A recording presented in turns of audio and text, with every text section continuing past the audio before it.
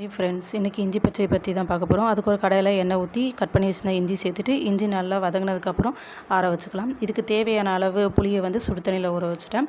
20 சின்ன வெங்காயம் எடுத்துருக்கிறேன். இஞ்சியும் வெங்காயத்தையும் கொரன்னு அரைச்சி எடுத்துருக்கிறேன். ஒரு பக்கம் கடாயில் எண்ணெய் ஊற்றி கடுகு பொரிஞ்சதும் வெங்காயமும் கருவேப்பிலையும் சேர்த்துக்கலாம். நம்ம ஊற வச்சுருந்த அந்த புளியை வந்து கரைச்சி ஊற்றிட்டு உப்பு, மஞ்சத்தூள், மிளகாத்தூள், நம்ம அரைச்சி வச்சுருந்த வெங்காயம், இஞ்சி இது ரெண்டுத்தையும் சேர்த்துக்கலாம்.